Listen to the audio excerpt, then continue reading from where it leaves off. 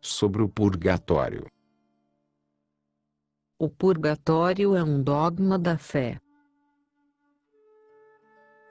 Por Dr. Remia Menunchem, traduzido por Andrea Patrícia.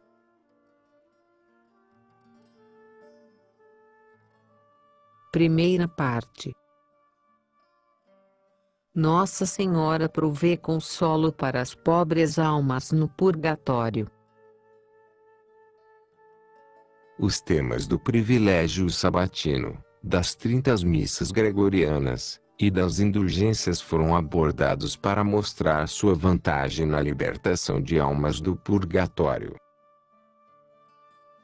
O que segue é uma apresentação mais detalhada daquele muito esquecido, se não negado, dogma do purgatório, o lugar onde as almas dos membros da Igreja padecente fazem expiação dos seus pecados.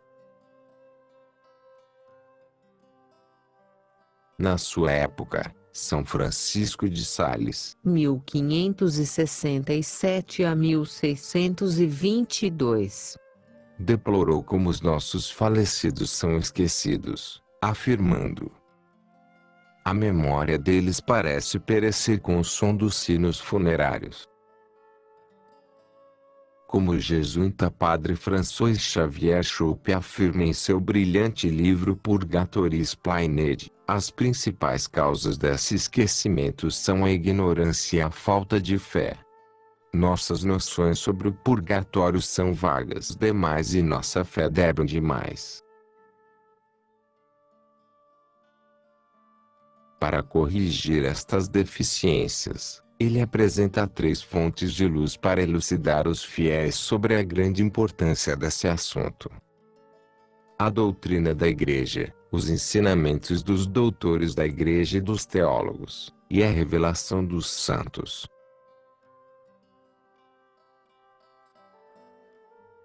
Ensino dogmático sobre o purgatório. A Igreja apresenta 2 verdades claramente definidas como dogmas da fé. Primeiro, existe um purgatório. Segundo, as almas que estão no purgatório podem ser assistidas pelo sufrágio dos fiéis, especialmente pelo santo sacrifício da missa. Em resposta à Revolução Protestante, o Concílio de Trento reafirmou a existência do purgatório como já ensinada no Primeiro Concílio de Lyon. Ele também instruiu bispos a ensinar e pregar por toda parte a sadia doutrina da Igreja sobre o purgatório para que seja mantida e acreditada pelos católicos. Eis 3 importantes citações dos cânones de Trento. Seção 255. 1563. Decreto sobre o purgatório. Desde que a Igreja, instruída pelo Espírito Santo, ensinou nos sagrados concílios e muito recentemente em seu concílio ecumênico, seguindo as sagradas escrituras e a tradição antiga dos pais, de que há um purgatório, e que as almas lá detidas são auxiliadas pelos sufrágios dos fiéis e sobretudo pelo aceitável sacrifício do altar. O Santo Concílio ordena que os bispos empenhem-se diligentemente para que essa doutrina do purgatório, transmitida pelos pais e pelos sagrados concílios, seja acreditada e mantida pelos fiéis de Cristo, e seja ensinada e pregada por toda parte. Seção 6. 1547. Cânon 30. Se alguém diz que após receber a graça da justificação sacramento da penitência, o culpado é totalmente remido e o débito da punição eterna é então apagado para cada pecador arrependido, de modo que nenhum débito de punição temporal permanece para ser quitado tanto neste mundo quanto no purgatório, antes que os portões do paraíso possam ser abertos, seja anátema. Seção 14. 1551. Cânon 12. Se alguém diz que Deus sempre perdoa toda a pena juntamente com a culpa e que a satisfação pelo pecado, feita pelos penitentes, não é senão a fé pela qual eles percebem que Cristo tenha satisfeito por eles, seja anátema. Cânon 13. Se alguém diz que a satisfação pelos pecados, quanto à sua punição temporal, de modo algum é feita a Deus através dos méritos de Cristo pelas punições infligidas por ele pacientemente suportadas, ou por aquelas penitências, impostas pelo sacerdote, ou mesmo aquelas voluntariamente empreendidas como jejuns, orações, esmolas ou quaisquer outras obras de piedade, e que, portanto, a melhor penitência é meramente uma vida nova, seja anátema. Cânon 14. Se alguém diz que as satisfações pelas quais os penitentes expiam pelos seus pecados através de Cristo não são um culto a Deus, mas sim uma tradição dos homens, que obscurecem a doutrina da graça e verdadeiro culto a Deus e o próprio benefício da morte de Cristo, seja anátema. Desta doutrina fica claro que a existência do purgatório é um dogma da Igreja Católica e aqueles que o negam não podem chamar a si mesmos de católicos.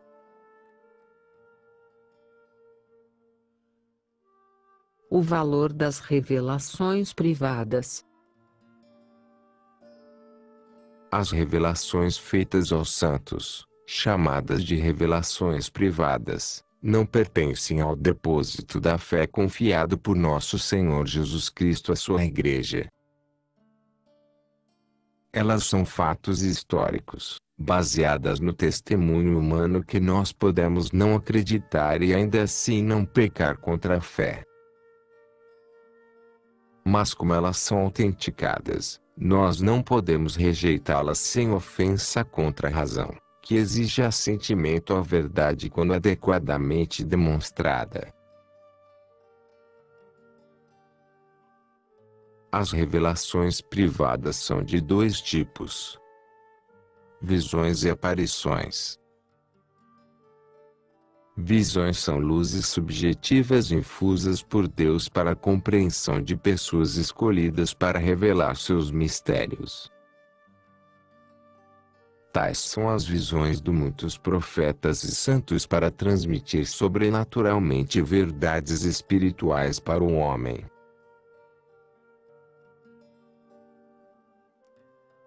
Três impressões digitais queimadas sobre a capa do livro de orações por uma pobre alma. Aparições são fenômenos objetivos que podem ser provados por evidência material exterior às pessoas que as receberam. Aparições das almas do purgatório são frequentes e podem ser provadas pelos objetos que elas tocaram que foram marcados com impressões de fogo. Tais aparições são encontradas em grande número na vida dos santos.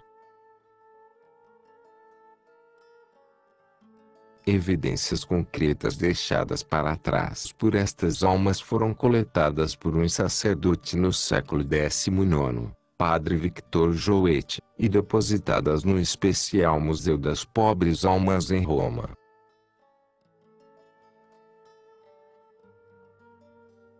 Deus permite aparições deste tipo para alívio das almas, bem como para inspirar nossa compaixão e orações por elas.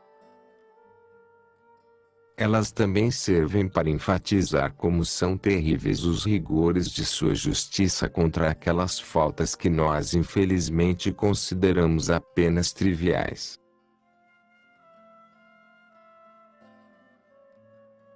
Nossa Senhora consola as pobres almas. As almas da Igreja padecente sempre imploraram os sufrágios dos membros da Igreja militante. Nossas orações e oferecimentos em nome delas são uma fonte de tremendo alívio para elas. Para os viventes, este é um meio de maior santidade. Uma grande consolação para as almas do purgatório são as visitas da Santíssima Virgem Maria. Nas revelações de Santa Brígida, a Rainha do Céu chama a si mesma pelo lindo nome de Mãe das Almas do Purgatório, a mãe daqueles que estão no lugar de expiação. Ela continua: minhas orações mitigam os castigos infligidos nos pecadores por suas faltas. Nossa Senhora exercita sua misericórdia no purgatório, especialmente nos sábados e nas suas diferentes festas, que tornam-se dias festivos no purgatório. Como visto nas revelações de muitos santos, no sábado, o dia especialmente consagrado a ela, Nossa Senhora desce aos calabouços do purgatório para visitar e consolar aqueles devotados a ela. De acordo com crença piedosa, ela livra as almas que usaram o escapulário e que merecem o privilégio sabatino, e então alivia e consola as outras almas que praticaram verdadeira devoção a ela.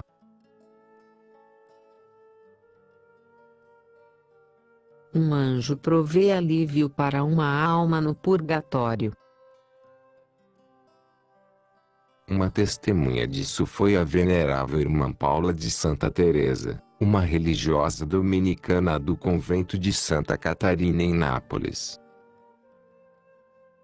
Num sábado ela sentiu-se em êxtase e foi transportada em espírito ao purgatório, que estava transformado num paraíso de delícias, iluminado por luz brilhante em vez de trevas. Então ela viu a Rainha do Céu cercada por anjos, a quem ela dava ordens de libertar aquelas almas especiais e conduzi-las ao paraíso. O dia de festa da gloriosa Assunção parece ser um dia de especial libertação. São Pedro Damiano afirma que neste dia, a Mãe Santíssima liberta vários milhares de almas. Isso acontece porque Nossa Senhora encanta assim introduzir seus filhos na glória do céu no dia em que ela mesma teve a visão beatífica. Além das consolações recebidas pela Mãe Santíssima, as pobres almas são também consoladas pelos santos anjos, especialmente pelos seus anjos da guarda. Os doutores da Igreja ensinam que a missão protetora dos anjos da guarda termina somente com a entrada de seus protegidos no paraíso.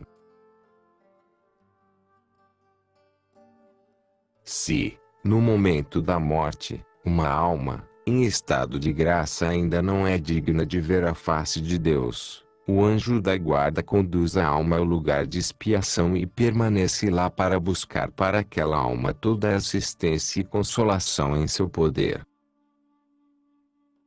O objetivo do devotado guardião é ajudar aquela alma a entrar em seu lar no céu.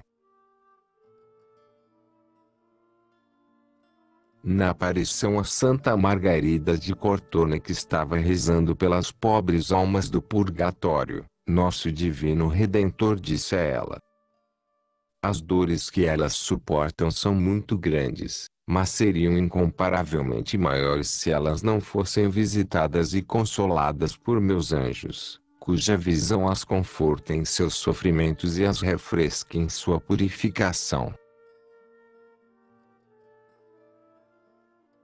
Estas revelações são perfeitamente consistentes com o ensino da Igreja. De acordo com muitos doutores da Igreja, os anjos da guarda informam as almas do purgatório quem são seus benfeitores e as exorta a rogar por eles. A venerável Agnes de Jesus, que viveu em constante intercurso familiar com os santos anjos, relata muitas aparições nas quais ela viu os anjos da guarda intercedendo por seus protegidos, trazendo-lhes consolações em meio às chamas onde eles sofriam, e levando-os ao céu quando o tempo da expiação havia chegado ao fim. Nossa Senhora e os santos anjos são intermediários naturais entre o purgatório e a terra, assim como são entre o céu e o purgatório. Que consolação para aqueles que durante suas vidas mostraram devoção à Santíssima Virgem e os seus anjos da guarda.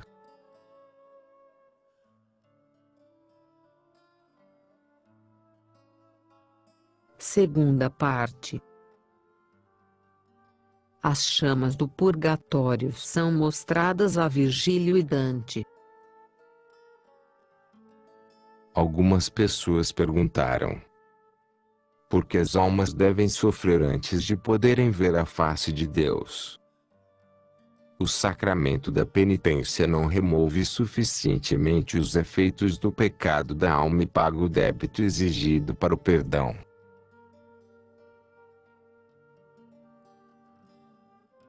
De acordo com os teólogos, não é a culpa do pecado mas o débito de dor procedente do pecado que exige expiação. O pecado produz dois efeitos na alma: a culpa por ofender Deus e a pena a ser paga por tal crime.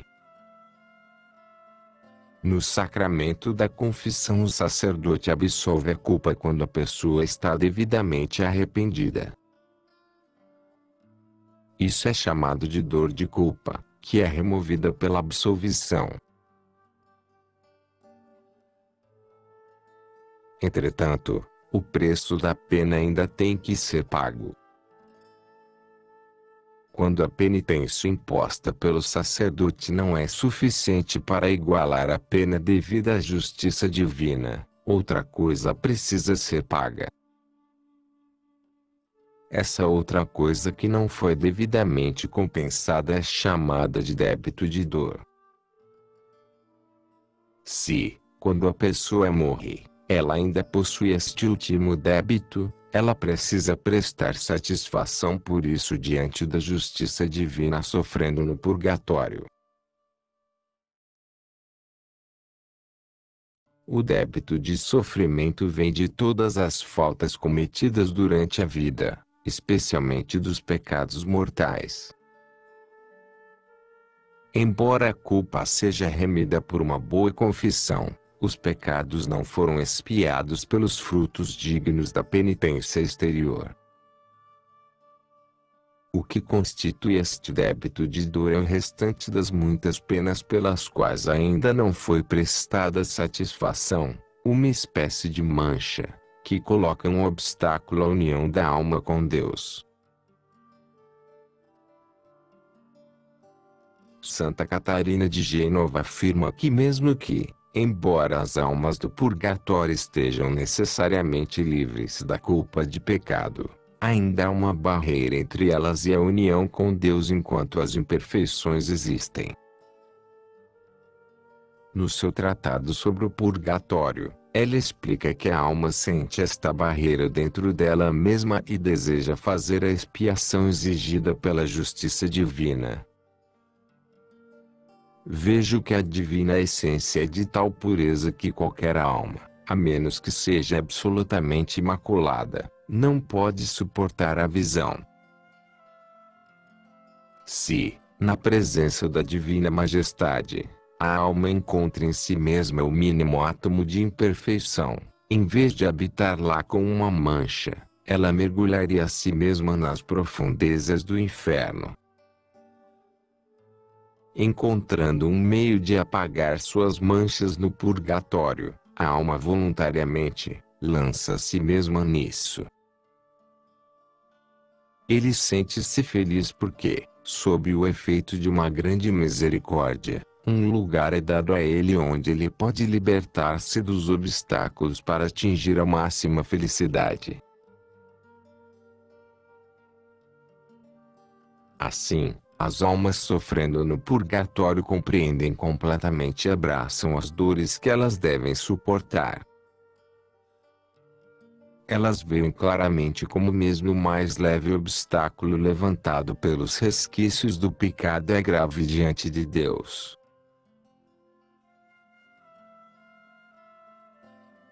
As almas sofrem com resignação as dores do purgatório.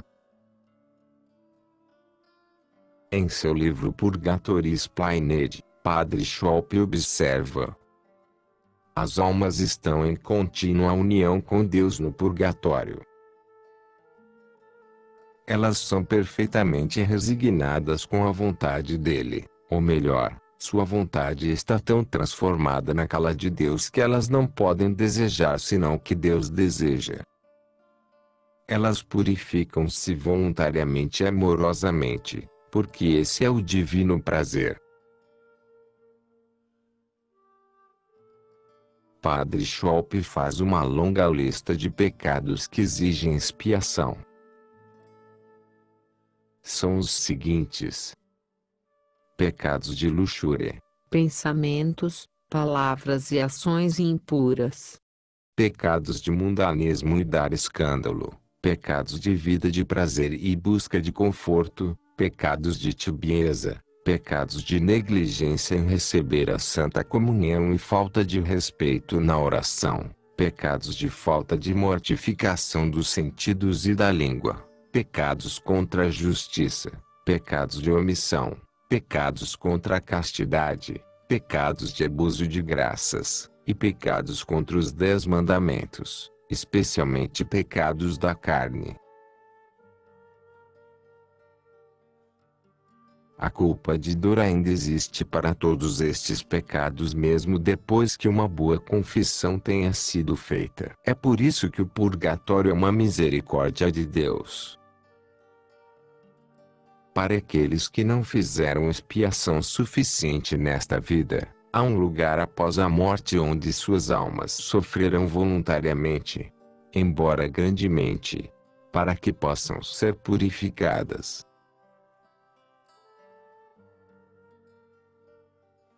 A dor da perda. Todas as almas do purgatório sofrem a dor da perda da visão de Deus. Algumas, entretanto, sofrem apenas esta dor e não a dor dos sentidos com a qual iremos lidar no próximo artigo.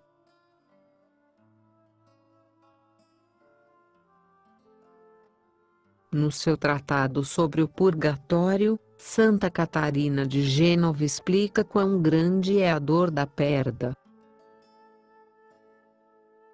De fato, a tortura da dor da perda é, de acordo com todos os santos e doutores da Igreja, muito mais aguda que a dor dos sentidos. Nós não podemos entender isso porque temos pouquíssimo conhecimento do soberano bem para o qual fomos criados. Mas, na próxima vida, o bem inefável assemelha-se para as almas ao que o pão é para o homem faminto, ou a água fresca para aquele que está morrendo de sede, ou como a saúde para uma pessoa doente e torturada por uma longa enfermidade.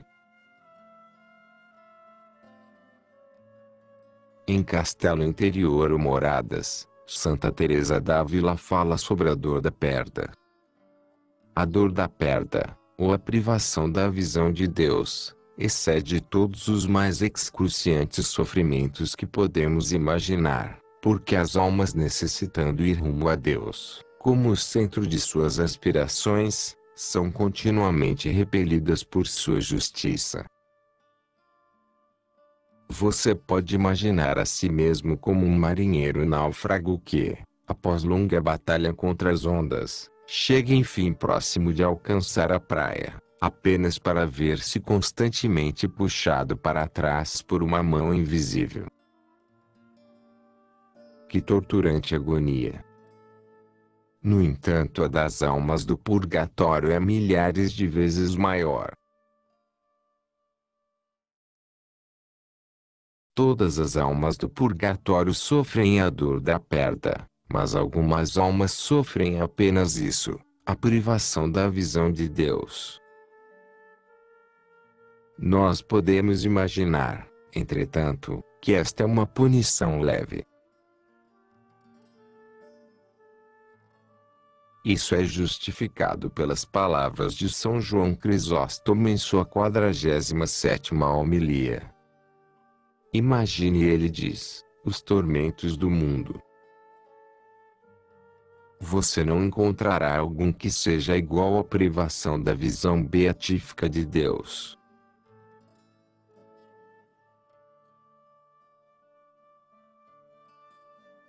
Terceira parte. O fogo do purgatório é um fogo real, ensinam os doutores da Igreja.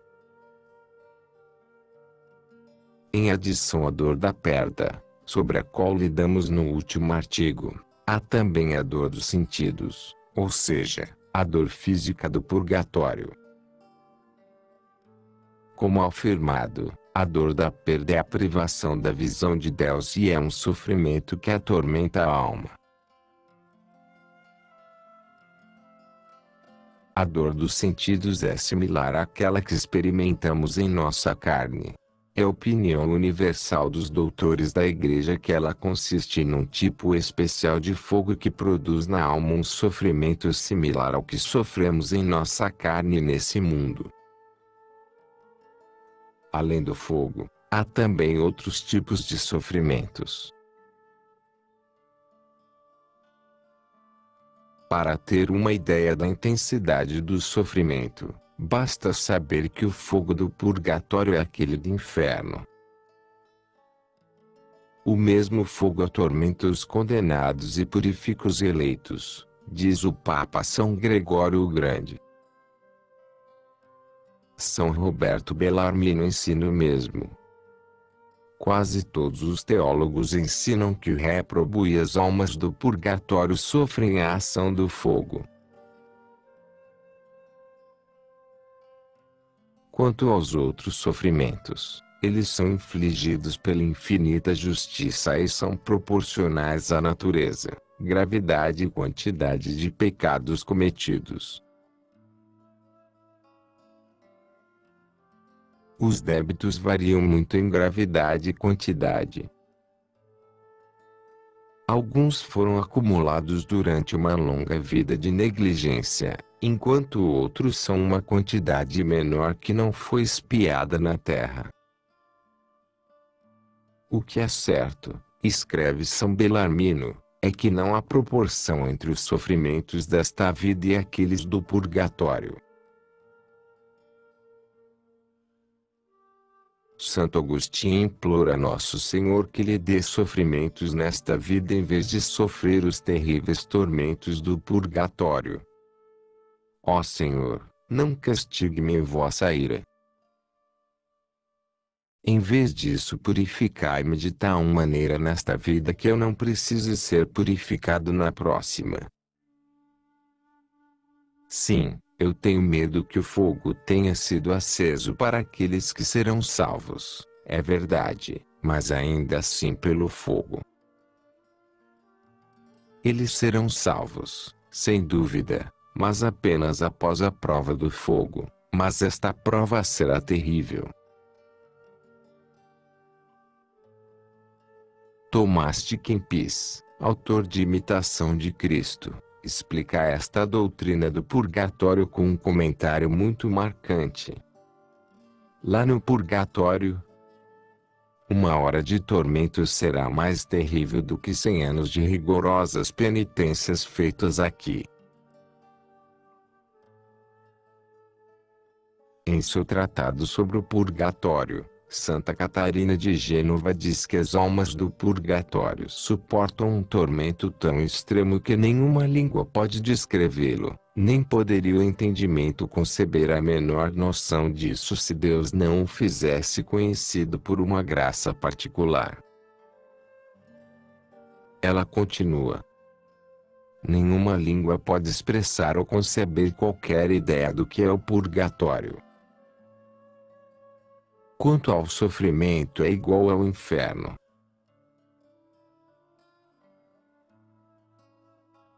consolo em meio à dor. Nossa Senhora oferecendo consolo às pobres almas. Apesar da intensa dor física e moral, no purgatório ainda existe um imenso consolo que as almas apreciam em meio ao seu sofrimento. São Francisco de Sales diz-nos isso. Nós podemos extrair do pensamento sobre o purgatório mais consolo do que apreensão. A maior parte daqueles que se apavoram demais com o purgatório pensam mais em seus próprios interesses do que na glória de Deus. Isso acontece porque elas pensam apenas nos sofrimentos sem considerar a paz e a felicidade que são desfrutadas lá pelas santas almas. É verdade que os tormentos são tão grandes que os mais agudos sofrimentos desta vida não podem ser comparados com eles. Mas a satisfação interior desfrutada lá é tal que nenhuma prosperidade ou contentamento sobre a terra pode igualar-se a isso. As pobres almas querem estar no purgatório porque este é o desejo de Deus. Elas não podem pecar, não podem experimentar a menor impaciência ou cometer a menor imperfeição. Elas amam Deus com um amor perfeito, puro. Elas são consoladas pela Mãe Santíssima, pelos anjos, pelos santos sacrifícios das missas e pelos sufrágios dos fiéis na terra. Acima de tudo, elas têm assegurada a salvação eterna. A angústia mais amarga é aliviada pela profunda paz deste conhecimento. Assim, enquanto purifica as almas do purgatório pelo fogo, Deus tempera as chamas por consolações inefáveis.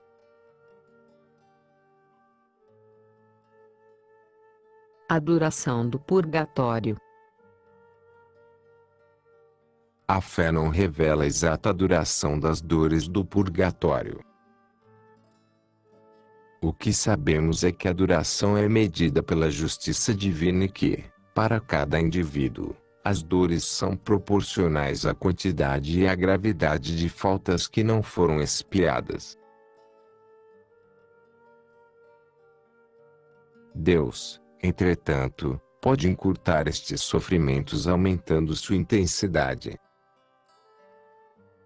A Igreja militante, aqueles que ainda estão vivos, podem também obter sua remissão pelo santo sacrifício da missa e por sufrágios oferecidos pelos fiéis aos defuntos. De acordo com a opinião comum dos doutores da Igreja, as dores expiatórias do purgatório são de longa duração. São João Bellarmino diz-nos: as dores do purgatório não são limitadas a 10 ou 20 anos, e elas duram em alguns casos séculos inteiros. Então ele pergunta: devemos nós, então, encontrar qualquer dificuldade em abraçar o labor e a penitência para nos livrarmos dos sofrimentos do purgatório? Mesmo aqueles que se aplicam mais perfeitamente ao serviço de Deus cometem um grande número de faltas diariamente. Indo pelo princípio que o homem justo cai 7 vezes ao dia, pode-se dizer que mesmo aqueles dedicados ao serviço de Deus cometem uma grande quantidade de faltas aos olhos infinitamente puros de Deus. Suponhamos que tal homem tenha cometido cerca de 10 faltas por dia. Após um ano, a soma é de 3,650 faltas. Após 10 anos, um total de 36,500 faltas. Agora suponha que cada falta requer 1 hora no purgatório.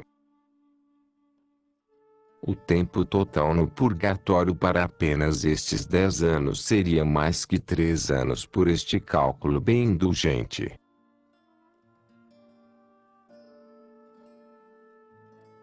Vamos encerrar com a revelação de Santa Lucarda com relação ao purgatório do Papa Inocente III, que presidiu o celebrado concílio em 1215, mas, entretanto, possui um apego muito grande pela sua família. Papa Inocente III morreu em 16 de julho de 1216. No mesmo dia, ele apareceu a Santa Lucarda em seu monastério em Ayr em Brabante, atual Bélgica. Ele disse a ela que ele estava fazendo expiação por faltas que poderiam ter causado sua perdição eterna, mas devido à intercessão da Santíssima Virgem Maria foi salvo. Ele disse a ela que seu sofrimento duraria por séculos e pediu, em nome de Maria, que obteve para ele o favor de apelar a Santa Lucarda, por sua assistência para mitigar sua punição. Disso nós podemos perceber a seriedade do pecado, a severidade da justiça divina e a importância da devoção a Nossa Senhora, que é a nossa intercessora mais poderosa diante de Deus no dia do nosso julgamento. Nós podemos também ver a importância de corrigir nossas faltas e expiar pelos nossos pecados enquanto ainda estamos vivendo, um assunto que infelizmente raramente é mencionado nos púlpitos após o Concílio Vaticano II.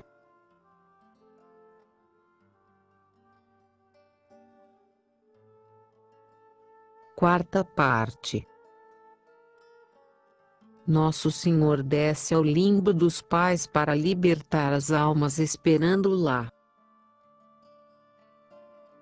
Conquanto nossa fé nada revele definitivamente sobre a localidade do purgatório, a opinião mais comum sustentada pelos teólogos que mais concorda com as Sagradas Escrituras é que o purgatório é localizado nas entranhas da terra, não muito distante do inferno. São Roberto Bellarmino concorda com isso em seu catecismo.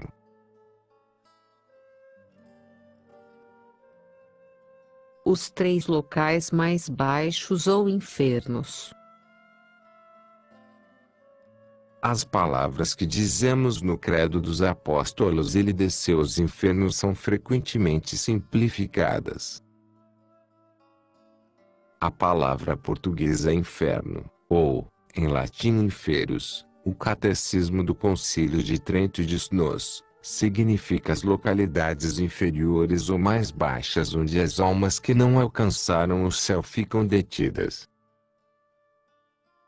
Esses locais inferiores são 3. Limbo, purgatório e inferno dos réprobos, também chamado de Geena. Nesta Geena, os condenados são continuamente atormentados pelos demônios e por um fogo que nunca é extinto. O purgatório é outro lugar mais baixo onde as almas sofrem com um fogo físico para expiar todos os seus pecados, para que então elas possam estar inteiramente purificadas antes de serem transferidas para o céu para desfrutar da visão beatífica. O terceiro lugar mais baixo é o limbo dos patriarcas ou limbo dos pais. Limbus patrum. Onde as almas dos santos que morreram antes da vinda de Cristo foram recebidas. Lá elas desfrutaram de um repouso pacífico, isentas de dor, consoladas e sustentadas pela promessa de redenção. Foi neste lugar que nosso Salvador desceu após sua morte para libertar as almas esperando-o lá. Assim, Cristo cumpriu a promessa que lhe fez ao bom ladrão Dimas, que morreu diante dele. Hoje você estará comigo no paraíso. Há também o limbo das crianças não batizadas. Limbos infantil. A Enciclopédia Católica diz-nos que este é o lugar onde as almas das crianças e outras que morreram sem pecado grave ou culpa pessoal estão detidas. Elas estão excluídas da visão beatífica porque o pecado original não foi removido de suas almas, mas elas não sofrem nenhuma dor e desfrutam de uma perfeita felicidade natural. Santo Tomás de Aquino admite, como outros doutores da Igreja, que a justiça divina permite que certas almas do purgatório apareçam para instruir os viventes ou para buscar sufrágios necessários para aquelas almas. Padre Schopp deixa prova com relação à localidade do purgatório para teólogos como Suarez e Bellarmino. Ele contenta-se com o argumento dos geólogos que afirmam que o interior da Terra pode ser inteiramente de fogo. Assim, Schopp conclui, não há nada que impeça de servir como estrada de espíritos. Pois se anjos e outros espíritos podem habitar em nossa atmosfera, porque as almas dos mortos não podem morar nas entranhas da Terra.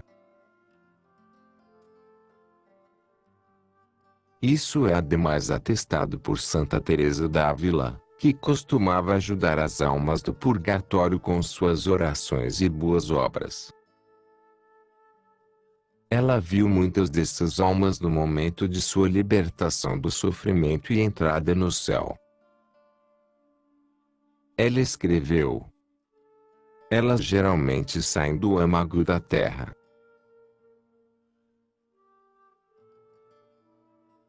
O grande bem em ajudar as pobres almas.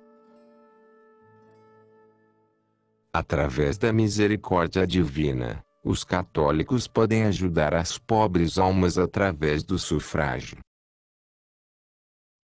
Embora os meios sejam poderosos, eles geralmente são tristemente negligenciados, especialmente após o Vaticano II, quando quase nada é pregado nos púlpitos sobre o purgatório. Consequentemente, a maior parte dos católicos faz pouco ou nada pelos falecidos devido tanto à ignorância quanto à falta de fervor.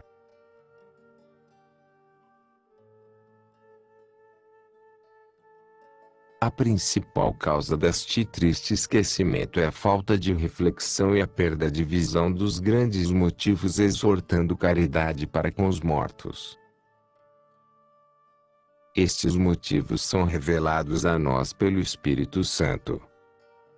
É um santo e saudável pensamento rezar pelos mortos, para que eles sejam libertados de seus pecados. 2 Mac 12,46. Ou seja, da punição temporal devida aos seus pecados.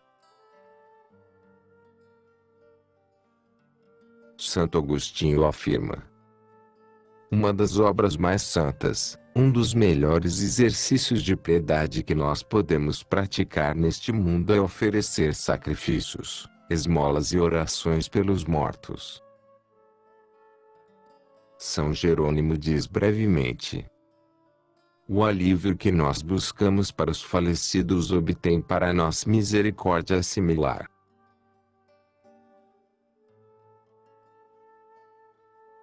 Em sua Suma, Santo Tomás de Aquino ensina: os sufrágios pelos mortos são mais agradáveis a Deus que os sufrágios pelos viventes, porque os primeiros possuem necessidades mais urgentes porque não estão aptos a assistir a si mesmos, como os viventes. Ajudar as almas do purgatório, diz São Francisco de Sales, é realizar a mais excelente das obras de misericórdia. Ou melhor, é praticar da maneira mais sublime todas as obras de misericórdia juntas. Elas são: visitar os doentes, dar de beber a quem tem sede da visão de Deus, alimentar os famintos, visitar os presos, vestir os desnudos, adquirir para pobres exilados a hospitalidade da Jerusalém celeste, confortar os aflitos, instruir os ignorantes, resumindo, praticar todas as obras de misericórdia em uma. Finalmente, para nos mover para lá, há estas palavras tocantes em Jó 19,21. Habitualmente colocadas sobre os lábios sedentos das pobres almas. Compadecei-vos de mim, compadecei-vos de mim, ao menos vós, meus amigos.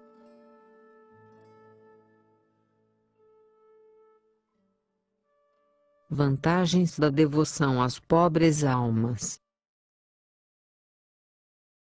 Se nós compreendêssemos a gratidão das santas almas por nossos sufrágios, nós ficaríamos muito impressionados. Seu reconhecimento ultrapassa qualquer coisa que nós percebemos na terra. Santa Margarida de Cortona tinha grande devoção pelas pobres almas. Na sua morte ela viu uma multidão de almas que ela havia libertado do purgatório formando uma procissão para levá-la ao paraíso. Deus revelou este favor concedido a Margarida a uma pessoa santa na cidade de Castello, Itália, que viu a alma de Santa Margarida após a morte desta no meio de um brilhante cortejo ascendendo ao céu. São Filipe Neri também tinha uma grande devoção pelas pobres almas, e Deus confiou aquelas almas que estiveram sob sua direção espiritual de um modo especial ao seu zelo. Ele revelou que muitos de seus filhos espirituais apareceram a ele após suas mortes, tanto para pedir suas orações quanto para agradecê-lo profundamente pelo que ele já havia feito por elas. Ele adicionou que através das pobres almas ele havia obtido muitas graças. A gratidão das pobres almas às vezes manifesta-se de uma maneira clara e visível, mas muito frequentemente elas expressam sua gratidão invisivelmente por orações pelos seus benfeitores. Embora elas não possam rezar por si mesmas, elas podem, todavia, obter graças para nós.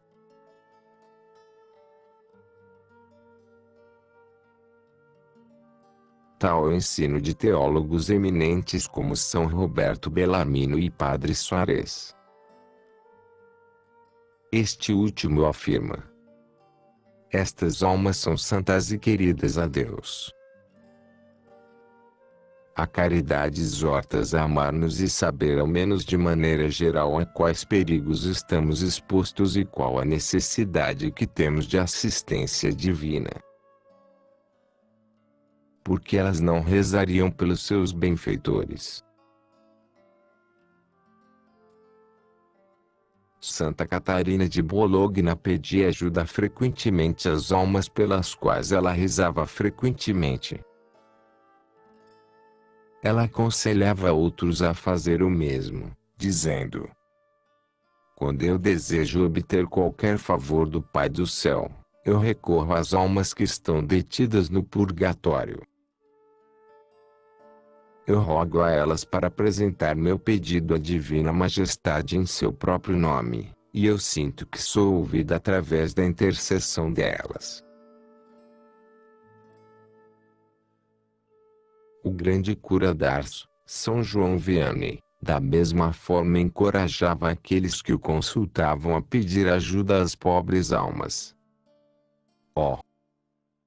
Se soubessem como é grande o poder das boas almas do purgatório diante do coração de Deus!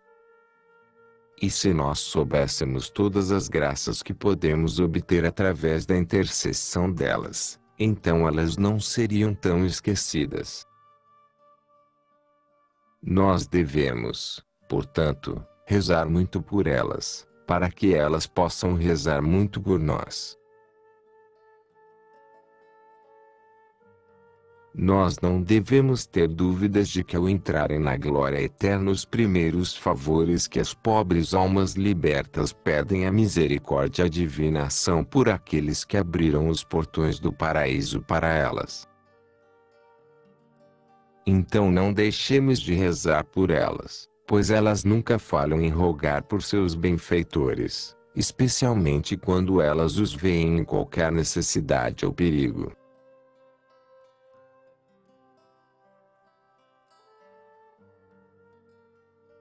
Quinta parte. A confiança em Nossa Senhora dissipa o medo excessivo do purgatório. O artigo final da série sobre o purgatório lhe dará com os meios de evitá-lo. Em seu livro Purgatorio Illustrated, Padre Chope detalha 6 meios, aos quais acrescentei outro, bem como inclui diversos pontos importantes para meus leitores.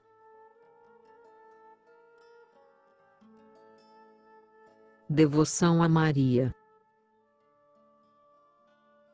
Primeiro, com o fim de obter grande pureza de alma, nós devemos nutrir uma grande devoção à Santíssima Virgem Maria.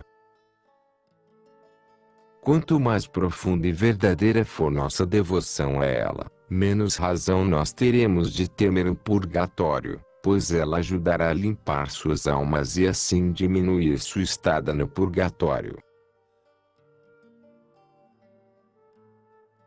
Para dissipar o medo excessivo, ela disse ao seu servo Padre Jerome Carvalho, um jesuíta que morreu em odor de santidade em 1604, estas palavras consoladoras: tenha confiança, meu filho. Eu sou a mãe da misericórdia para meus queridos filhos no purgatório, bem como para aqueles que vivem na terra. Em Revelações de Santa Brígida, nós lemos palavras similares de Nossa Senhora.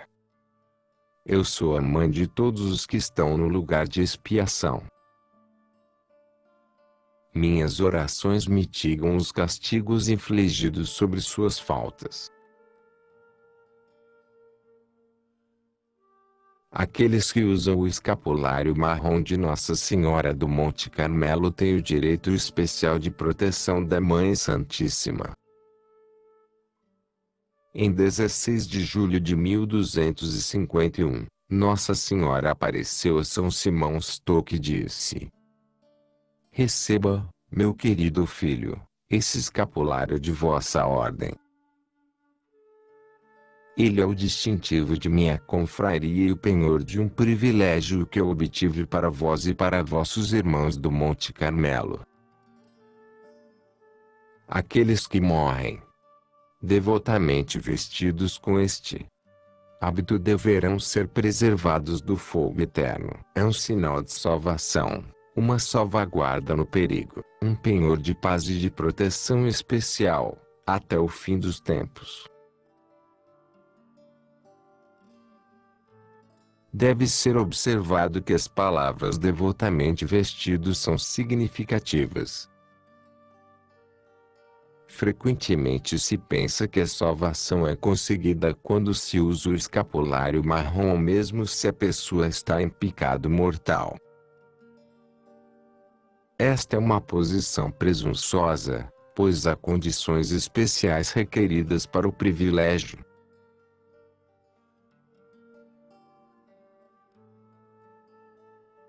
Mas a Mãe Santíssima prometeu misericordiosamente que aquele que usa o escapulário marrom receberá uma graça eficaz merecedora de confessar seus pecados ou ter garantido tempo para fazer um ato de contrição perfeita.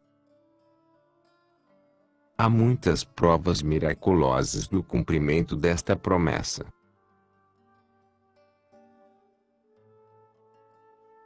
A grande importância do privilégio sabatino concedido 50 anos após a morte de São Simão Stock, autorizado pelo Papa João XXII, foi discutido em outro artigo.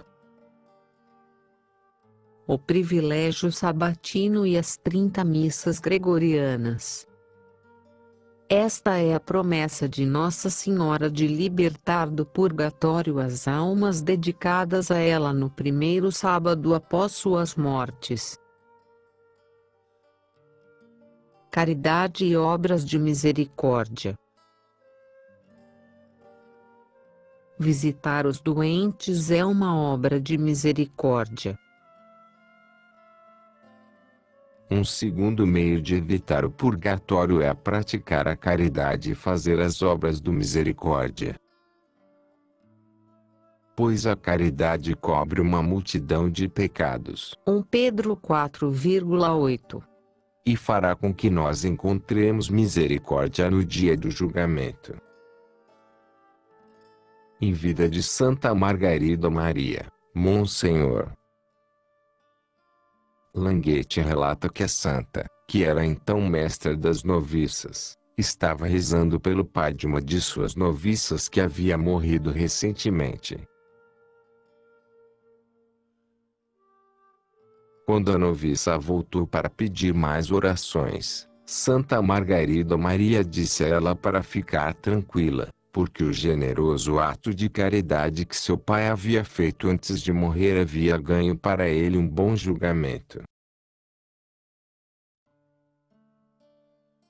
A noviça perguntou à sua mestra qual ato foi este, e soube que quando o santo viático foi trazido para ele, o açougueiro da cidade havia se juntado à procissão acompanhando o Santíssimo Sacramento. Diante de todos os presentes, o pai dela pediu àquele homem que se aproximasse, apertou sua mão calorosamente e pediu perdão por algumas palavras duras que havia dito a ele de tempos em tempos, querendo que todos os presentes fossem testemunha da reparação que ele fez. Deus pune aqueles que falharam na caridade severamente, mas habitualmente ele é muito misericordioso para com aqueles que praticaram esta virtude tão próxima ao seu coração.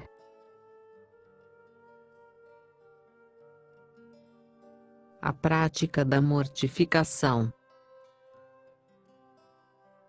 O terceiro meio de prestar satisfação neste mundo pelos pecados é a prática da mortificação e a obediência religiosa. A primeira e melhor mortificação é aquela que vem do cumprimento dos nossos deveres diários e suportar as provas que encontramos nesta vida em união com Cristo. Aquele que satisfaz os deveres e sofrimentos de cada dia, Padre Schopp observa, cedo irá avançar e impor voluntariamente sofrimentos sobre si mesmo para evitar as dores do purgatório.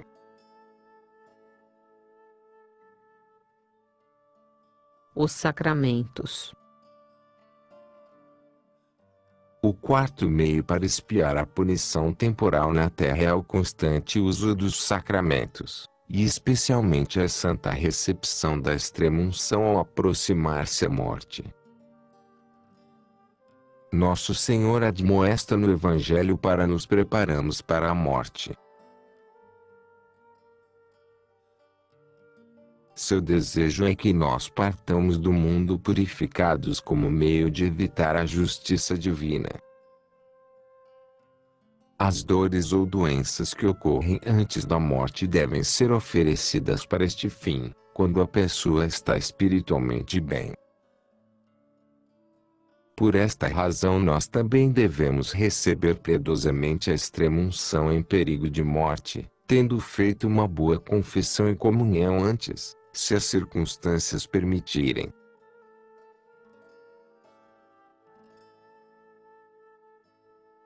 A extrema-unção prepara a alma para enfrentar o julgamento de Deus. Para qualquer pessoa doente mesmo sem um perigo próximo de morte, Os efeitos dos sacramentos ajudam em suas necessidades espirituais. Padre Schopp diz-nos: estes divinos remédios purificam nossas almas de seus pecados, e aumentam o seu tesouro de graça santificante.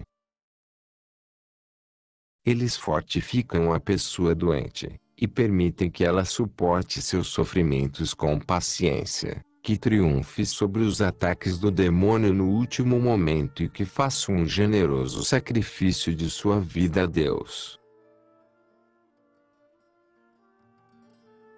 Ademais, além dos efeitos que eles produzem na alma, os sacramentos exercem uma salutar influência sobre o corpo. A extrema-unção conforta especialmente a pessoa doente e alivia seus sofrimentos. Até mesmo restaura sua saúde, se Deus julga que este é um recurso para a salvação dela. Os sacramentos são de benefício inestimável. Assim Satã tenta privar os fiéis deles, fazendo com que fiquemos negligentes ao recebê-los ou adiando indefinidamente recebê-los. Muitas almas caem nessa armadilha.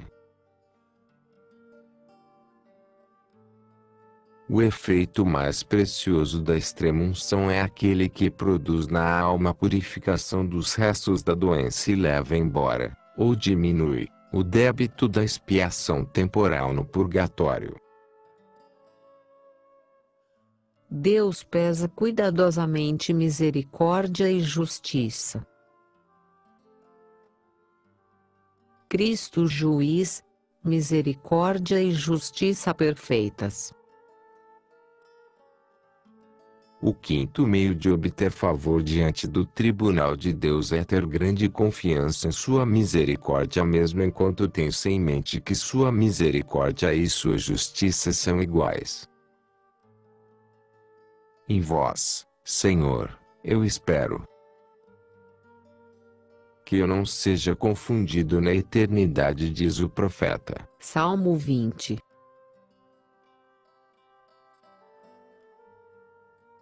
São Francisco de Sales costumava dizer que se ele considerasse apenas sua miséria, ele merecia ir para o inferno.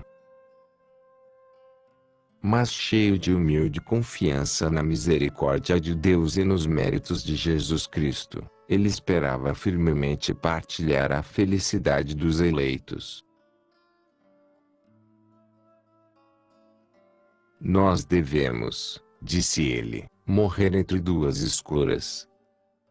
Uma, a humilde confissão de que nós não merecemos nada a não ser o inferno. A outra, de uma inteira confiança de que Deus, em sua misericórdia, irá nos dar o paraíso.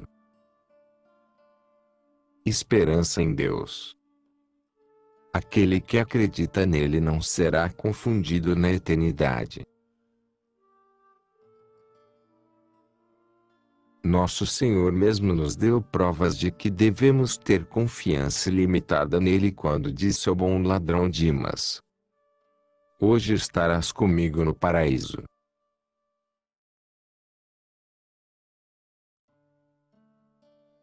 Aceitação pacífica da morte. O sexto meio de evitar o purgatório é a humilde e submissa aceitação da morte para expiar nossos pecados. Este é um ato generoso pelo qual nós fazemos um sacrifício de nossa vida a Deus, em união com os sacrifícios de nosso Senhor morrendo na cruz e de Nossa Senhora, o Redentora, permanecendo aos seus pés. Para fazer este ato em tempo de doença, o paciente deve entender sua condição e saber que seu fim está se aproximando. Portanto, é um grande dano esconder este conhecimento dele por causa de uma falsa delicadeza ou desejo de aliviar sua dor. Nós devemos, diz Santo Afonso, Transmitir prudentemente à pessoa doente o conhecimento de seu perigo. Se o paciente tenta enganar a si mesmo com ilusões otimistas de uma cura em vez de resignar-se entregando-se nas mãos de Deus, ele causa um dano deplorável a si mesmo. Há muitas histórias de almas que morreram e foram para o inferno ou tiveram que fazer expiação através de longos sofrimentos por causa de sua falta de submissão aos decretos do Criador.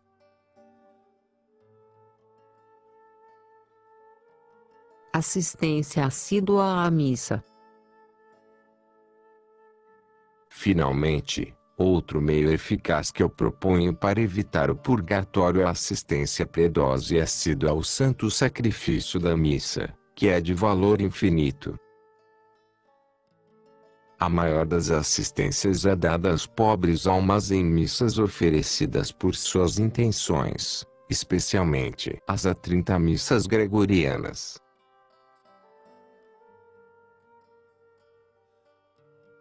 Nós devemos, portanto, assistir à missa tão frequentemente quanto possível, e mandar rezar missas tanto para os viventes quanto para os mortos.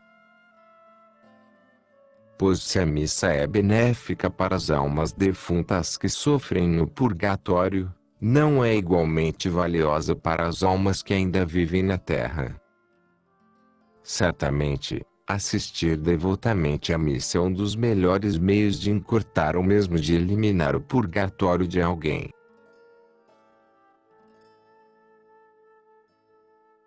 A proporção de salvos é pequena.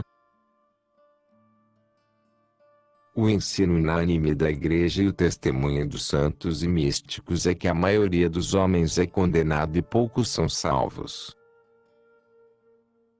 O céu não é todo povoado, afirma São Pedro Julião Eymard, que exclamou: "Ah!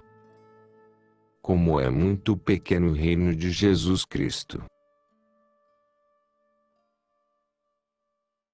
Num sermão, São Leonardo do Porto Maurício nos diz: um de nossos irmãos, bem conhecido por sua doutrina e santidade, estava pregando na Alemanha. Ele descrevia a feiura do pecado de impureza tão energicamente que uma mulher caiu morta de tristeza na frente de todos. Então, voltando à vida, ela disse: "Quando eu fui apresentada diante do tribunal de Deus, 60.000 pessoas chegaram ao mesmo tempo de todas as partes do mundo. Deste número 3 foram salvas indo para o purgatório, e todas as restantes foram condenadas." Nossa Senhora de Fátima mostrou o inferno a 3 crianças e disse a elas que as almas estavam caindo como flocos de neve numa cegante nevasca, a maioria por causa de pecados da carne, certamente uma moléstia universal em nossa sociedade. Este é um ensino difícil. Nós não gostamos da ideia de que quem quer que seja deva ser despachado para sofrimento eterno, mas este é o ensino constante da Igreja. Eu temo tristemente que o céu não é realmente tão povoado como muitos imaginam, mas que o inferno é bem povoado de fato.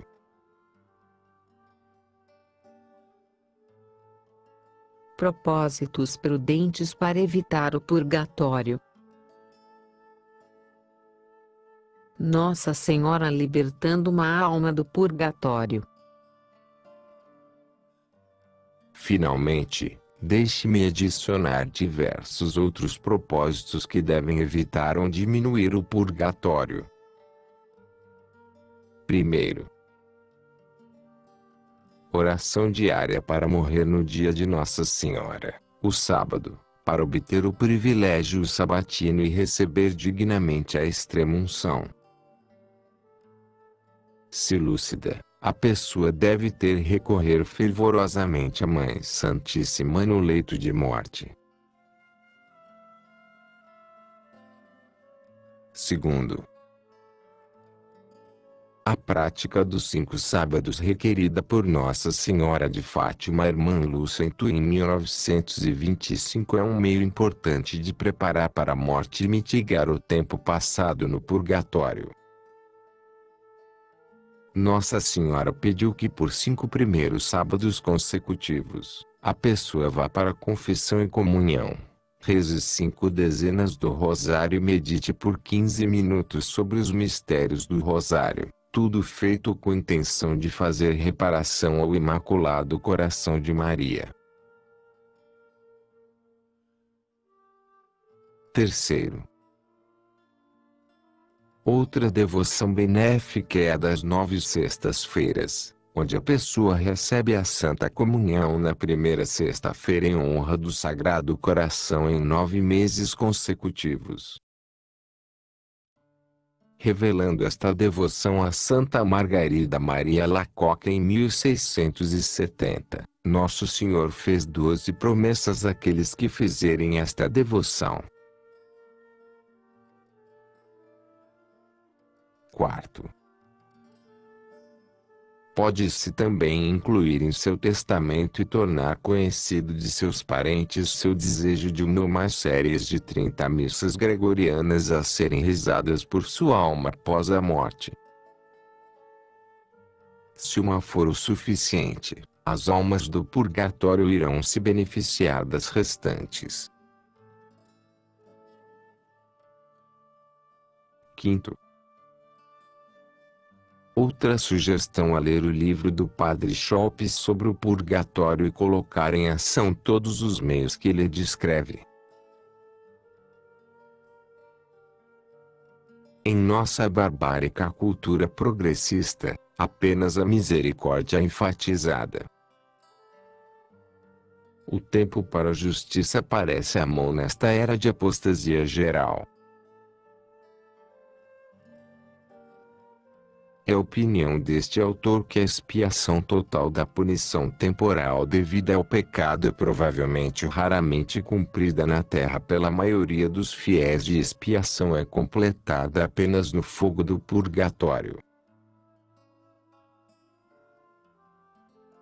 Atualmente é pensado e ensinado que quando a culpa é removida no sacramento da penitência nós temos um caminho reto para o céu. O que é flagrantemente falso. Raramente é feita a menção, se é que é feita alguma vez, sobre a expiação da punição temporal devido a todos os pecados. Nós devemos lembrar que no inferno tudo é perdido por toda a eternidade. Portanto, é uma grande bênção ter o purgatório onde pode ser feita a expiação para que possamos atingir a salvação eterna.